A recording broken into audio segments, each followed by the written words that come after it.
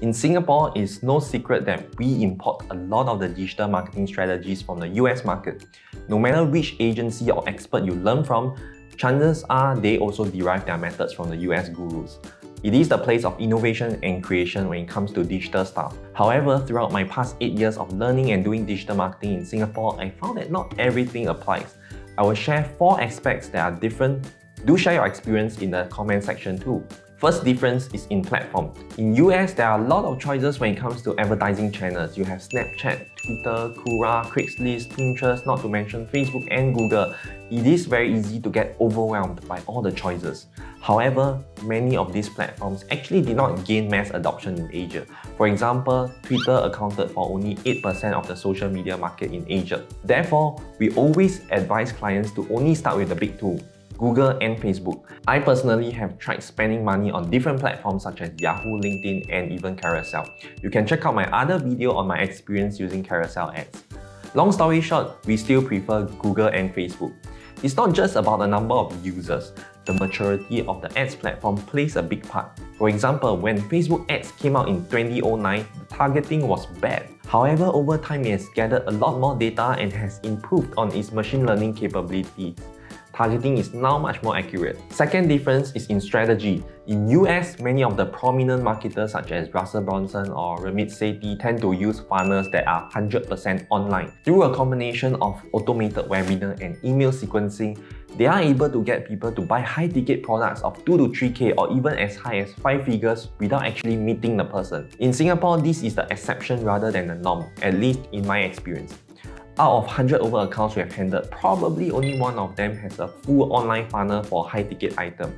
That business is selling a tangible product, which is a hair treatment equipment, not an online course. In Singapore, I find that an O2O strategy, which is online to offline, is more effective.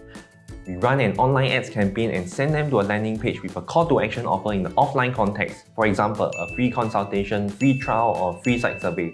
The closing of deal will then take place offline. I reckon the difference is due to a few factors, one of them being the size of the country. People in US are used to buying from businesses that are physically far away from them because the country is so big.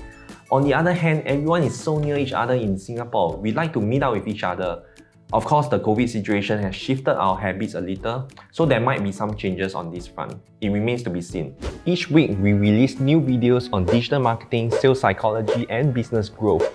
Do like, subscribe, and press the bell notification so that when new videos are released, you will be notified. Third difference is in cost of advertising. In US, the cost of advertising is much higher. The most expensive keywords on Google are in finance, legal, and education industries, and the most expensive keywords cost about $50+ per click. Comparatively, the same keywords in Singapore go from $5 to $10, which means the cost per click in US is about 5 to 10 times higher than the cost in Singapore. As Google and Facebook ads platform is an auction, the prices are determined by supply and demand. So when people say that Google and Facebook are saturated, I would disagree based on this account.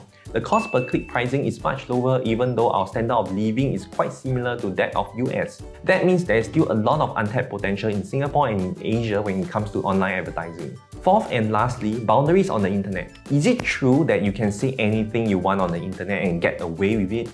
No, it's not. Singapore is one of the first few countries to introduce a law to fight fake news and control the content published on social media and the internet.